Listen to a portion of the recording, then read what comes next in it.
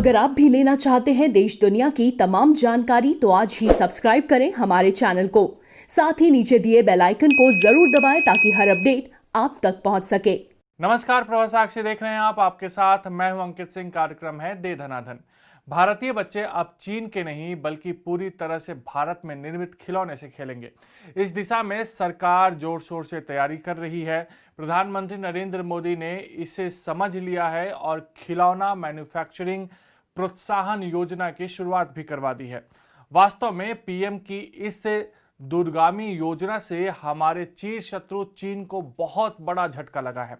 साथ ही हमारे हजारों लाखों लोगों को रोजगार मिलने का मार्ग भी प्रशस्त हो गया है और पूरी दुनिया में ये खिलौने हमारे देश की सभ्यता संस्कृति को भी रौनक करेंगे।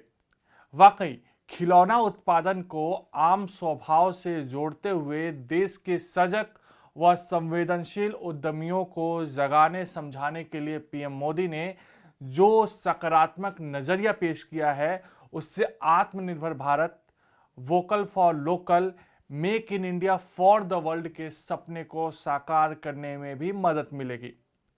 पीएम ने कहा कि भारत में लोकल खिलौनों की बहुत समृद्ध परंपरा रही है।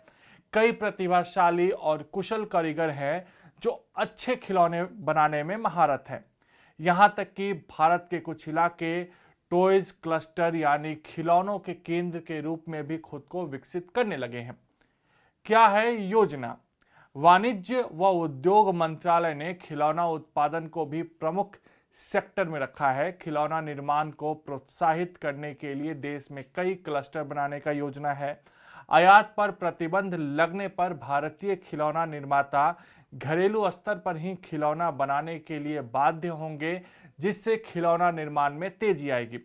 कर्नाटक सरकार ने कोपल टॉय क्लस्टर की घोषणा भी कर दी है, जहां अगले 5 साल में 5,000 करोड़ रुपए के निवेश की संभावना है। आंध्र प्रदेश के कोडापल्ली, तमिलनाडु के थंजावुर, असम के डुबरी तो उत्तर प्रदेश के बनारस में विशेष प्रकार के खिलौनों के निर्माण के लिए क्लस्टर बनाए जा रहे हैं। उत्तर प्रदेश सरकार ग्रेटर नोएडा में भी टॉयज क्लस्टर के विस्तार के लिए जमीन की पेशकश कर रही है। आइए अब समझते हैं कि भारत का खिलौना कारोबार कितना बड़ा है। एक मार्केट रिसर्च फर्म IMARC के मुताबिक भारत में कारोबार 10,000 करोड़ रुपए का है, जिनमें से संगठित खिलौना बाजार 3500 से 4500 करोड़ रुपए मूल्य का है। लेकिन हमारी पूर्ववर्ती सरकारों की नीतियां इतनी उदासीन रही कि संगठित खिलौना बाजार में भारत 85-90% तक चीन से आयात पर निर्भर करता रहा। यही वजह है कि शत्रु देश चीन से खिलौना आयात को हतोत्साहित करने के लिए भारत सरकार ने फरवरी 2020 में आयात शुल्क में 200% की वृद्धि कर दी। लेकिन दुर्भाग्यपूर्ण स्थिति है कि खिलौना आयात अब भी जारी है, जिसे रोकने के लिए वाणिज्य और उद्योग मंत्रालय जल्द ही खिलौना आयात पर लाइसेंस पद्धति शुरू कर सकता है। जानकार बताते हैं कि चीनी खिलौना मार्केट से हम सब प्रभावित हैं, लेकिन आने वाले दिनों में यह कम होगा। इसकी वजह यह है कि चीनी खिलौना सस्ता तो है, पर वह टिकाऊ नहीं है।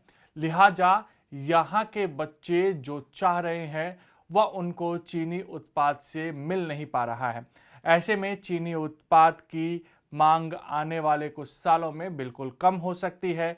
वहीं make in India for the world policy के तहत देश में मैन्युफैक्चरिंग हब बनाने के लिए केंद्र सरकार छोटे उद्यमियों को हर संभव मदद करने की कोशिश भी कर रही है। आयात छोड़ मैन्युफैक्चरिंग पर फोकस।